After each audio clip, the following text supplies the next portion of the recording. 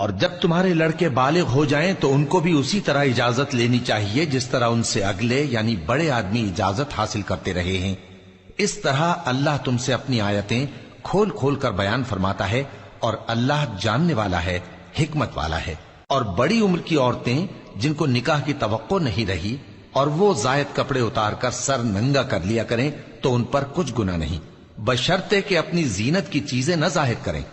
اور اگر اس سے بھی بچیں تو یہ ان کے حق میں بہتر ہے، اور اللہ سنتا ہے، جانتا ہے۔ نہ تو اندھے پر کچھ گناہ ہے اور نہ لنگڑے پر اور نہ بیمار پر اور نہ خود تم پر کہ اپنے گھروں سے کھانا کھاؤ، یا اپنے باپ دادا کے گھروں سے، یا اپنی ماؤں کے گھروں سے، یا بھائیوں کے گھروں سے، یا اپنی بہنوں کے گھروں سے، یا اپنے چچاؤں کے گھروں سے، یا اپنی پھوپھیوں کے گھروں سے، یا اپنے ماموؤں کے گھروں سے، یا اپنی خالاؤں کے گھروں سے، یا اس گھر سے جس کی کنجیاں تمہارے ہاتھ میں ہوں، یا اپنے دوستوں کے گھروں سے۔ اور اس کا بھی تم پر کچھ گناہ نہیں کہ سب مل کر کھانا کھاؤ یا جدا جدا۔ پھر جب گھروں میں جایا کرو تو اپنے گھر والوں کو سلام کیا کرو، یہ اللہ کی طرف سے مبارک اور پاکیزہ تحفہ ہے۔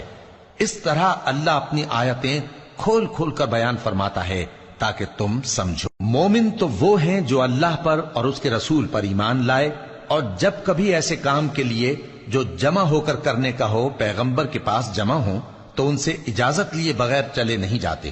اے پیغمبر، جو لوگ تم سے اجازت حاصل کرتے ہیں وہی اللہ پر اور اس کے رسول پر ایمان رکھتے ہیں، سو جب یہ لوگ تم سے کسی کام کے لیے اجازت مانگا کریں تو ان میں سے جسے چاہا کرو اجازت دے دیا کرو،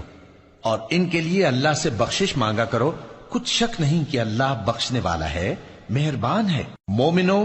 پیغمبر کے پکارنے کو ایسا خیال نہ کرنا جیسا تم آپس میں ایک دوسرے کو پکارتے ہو، بے شک اللہ کو وہ لوگ معلوم ہیں جو تم میں سے آنکھ بچا کر کھسک جاتے ہیں۔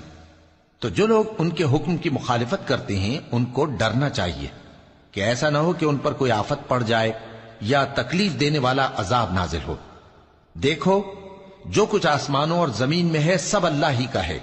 جس طریق پر تم ہو وہ اسے جانتا ہے، اور جس روز لوگ اس کی طرف لوٹائے جائیں گے تو جو عمل وہ کرتے رہے وہ ان کو بتا دے گا، اور اللہ ہر چیز سے واقف ہے۔